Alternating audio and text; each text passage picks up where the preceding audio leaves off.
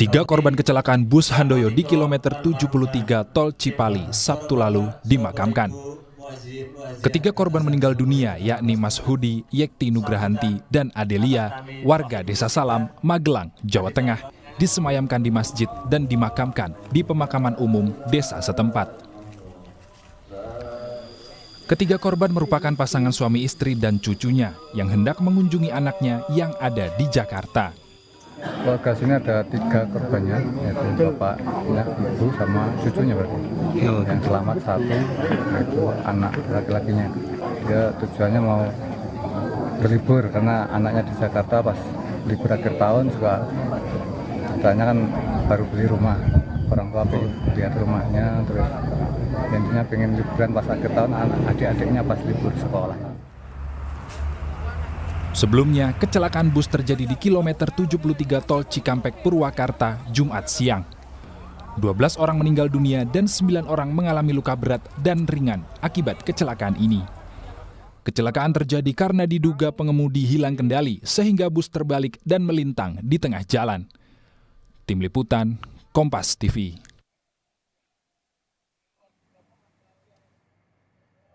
Saat ini 2 korban kecelakaan bus Handoyo atas nama Rahma dan Dinasti masih menjalani perawatan intensif di Rumah Sakit Abdul Rajak Purwakarta. Menurut pihak rumah sakit, kondisi kedua korban saat ini mulai membaik dan terus menunjukkan perkembangan pemulihan. Salah satu korban yang harus menjalani operasi di bagian tangan kanan juga sudah mulai membaik.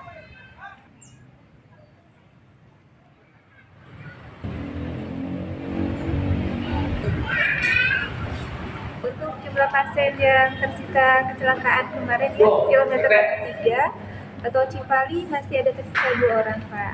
Rawat inap biasa 1 dan rawat inap intensif 1. Kecelakaan bus PO Handoyo di kilometer 73 Cipali menewaskan 12 penumpang, 9 lainnya terluka. Apa sebenarnya penyebabnya? Kami akan bahas bersama Ketua Bidang Advokasi dan Kemasyarakatan MTI Bapak Joko Setio Warno. Selamat sore Pak Joko. Pak Joko, menurut Anda penyebab yang paling memungkinkan atas kecelakaan dengan korban yang bisa dikatakan cukup banyak ini apa Pak Joko? Kalau masalah penyebabnya kan sekarang sedang ditangani oleh KNKT ya. Jadi saya tidak bisa memberikan secara pastinya itu apa. Tapi setidaknya kalau terjadi kecelakaan seperti ini, tingkat fatalitasnya akan ditekan. Gitu. Karena penyebab-penyebab ini juga nanti kalau KNKT akan lebih rinci lagi ketimbang saya. Tapi saya bisa memberikan bagaimana kita menurunkan tingkat fatalitasnya bila terjadi kecelakaan seperti ini. Nah, PO Handoyo ini kan kami tidak salah data kami itu menyebut sudah kedua kalinya terjadi kecelakaan seperti ini. Dan sebenarnya sama juga dengan bis-bis lainnya juga. Salah satunya adalah sebenarnya ketentuan untuk menggunakan sabuk keselamatan. Itu yang belum dilakukan. Sebenarnya kewajiban itu sudah ada di dalam Peraturan Menteri Perhubungan 74 tahun 2021. Jadi perlengkapan keselamatan berkendara. Nah, ini yang mestinya mulai dengan banyak kejadian seperti ini, ya kewajiban bagi pengguna angkutan umum seperti itu sudah wajib lah, dan harus dimulai dengan kewajiban memiliki sabuk keselamatan setiap kursi. Itu harusnya dimulai dari pemeriksaan pada saat kir atau uji layak kendaraan. Jika nanti ditemukan bis-bis yang tidak memiliki sabuk keselamatan itu jangan dilolos ujikan lagi. Dan harus dimulai dari awalnya pada saat membuat di karoseri. Jadi ada kewajiban itu.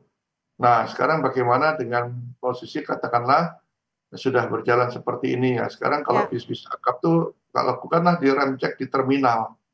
Di terminal dilakukan, kemudian ada pemeriksaan dan diingatkan, ada petugas nanti di sana bahwa ini demi keselamatan. Nanti petugas di setiap terminal tipe A yang mereka singgahi itu akan selalu mengingatkan. Selain juga pengusaha ini juga mengingatkan melalui kru yang ada gitu.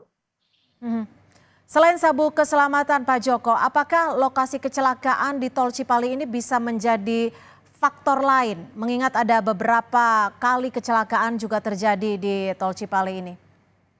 Ya, Tol Cipali memang dulu kerap diidentikan dengan kecelakaan paling tinggi ya.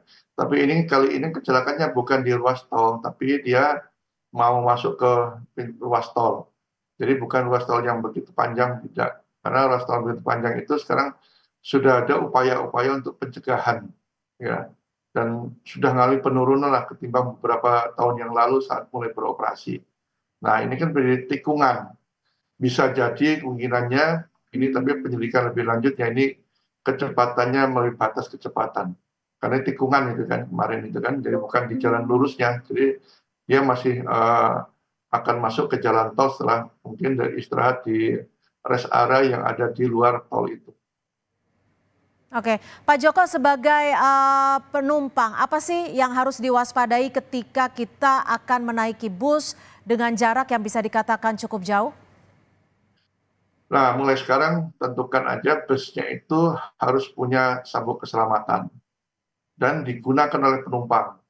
Ya, tapi karena kesadaran ini kan masih rendah, makanya pemerintah mewajibkan saja mulai sekarang. Kalau dulu kita masih ingat ada bus sering kecelakaan, supirnya melarikan diri. Akhirnya punya kebijakan bahwa tidak boleh ada pintu di sebelah kanan bus, di sebelah kanan pengemudi, karena dikhawatirkan dia melarikan diri gitu kan. Nah, tapi dengan berjalannya waktu itu masih tidak relevan lagi. Nah, sekarang yang sangat relevan adalah kita sebagai penumpang, kita wajib menggunakan apa, kita lihat aja harus ada seatbeltnya dan wajib digunakan. Dan tadi saya katakan, pemerintah pun sekarang ada rem cek di setiap terminal tipe A yang disinggahi. Itu diperiksa semua dan diwajibkan untuk menggunakannya. Kalau untuk sabuk keselamatan ini kan untuk bus-bus besar dengan jarak jauh ini sepertinya belum banyak yang menggunakan aturan ini. Apakah ada dorongan dari pihak advokasi dan kemasyarakatan MTI ini untuk meminta pemerintah segera menegaskan aturan ini? Ya, dengan banyak kejadian seperti ini kan kejadiannya kan lihat penumpang itu kan terlempar ya. Kalau dia menggunakan sabuk keselamatan setidaknya kan dia tidak terlempar seperti itu. Makanya dengan kejadian seperti ini peraturan sudah ada ya di PM 74 tahun 2021 itu sekarang diwajibkan saja. Ya, saya kira hampir semua kalau bis-bis akap itu mereka sudah punya sabuk keselamatan. Tinggal nanti bagaimana, seperti halnya kalau kita pakai mobil yang penumpang yang biasa itu kan dia kalau nggak digunakan ada alarm yang berbunyi gitu kan. Nah, ini tinggal sistemnya aja dikuatkan seperti itu. Baik, terima kasih Ketua Bidang Advokasi dan Kemasyarakatan MTI Bapak Djoko Setiowarno sudah bergabung bersama kami di Kompas Petang. Selamat sore Pak Djoko. Selamat sore.